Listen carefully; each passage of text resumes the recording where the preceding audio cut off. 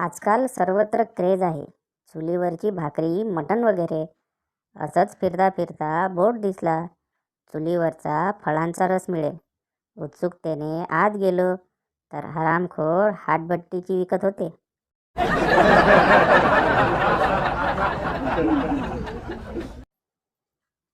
दोन वटवाघडं झाडावर उलटी लटकलेली असतात. त्यातलं एक अचानक सरळ होतं. पहिलं वटवाघूळ, काय रे, काय झालं? दुसरं वटवाघूळ, काही नाही, चक्कर आली.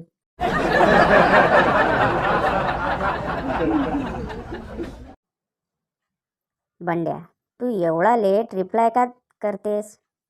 पिंकी, तुझ्यासारखे आणखी 10 जण आहेत म्हणून.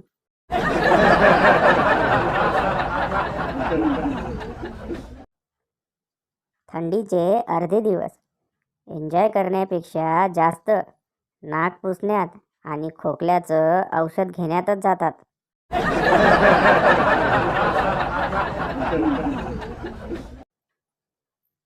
मूड चांगला होण्यासाठी काल घरच्यांसोबत बसलो होतो.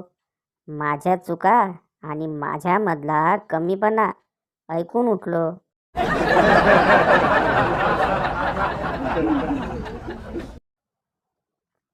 आजच्या युगातले पालक, सर्व भाज्या खाऊन घे, नाहीतर मी वायफायचा पासवर्ड चेंज करेन.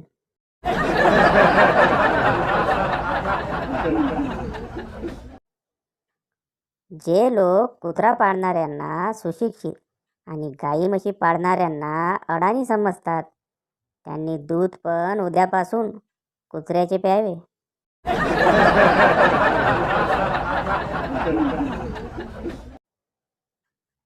5 दिवसांपासून पडलेल्या कडाक्याच्या थंडीमुळे अनेक विस्कटलेले संसार सुरळीत.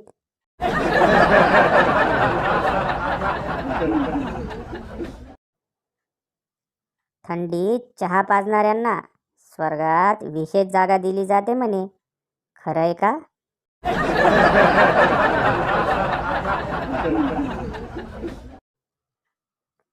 एक मुलगी सुमसान रस्त्यावर उभी होती.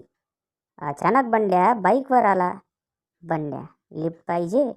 मुलगी, हो. बंड्या, बदल्यात मला काय मिळेल? मुलगी, जे पाहिजे ते.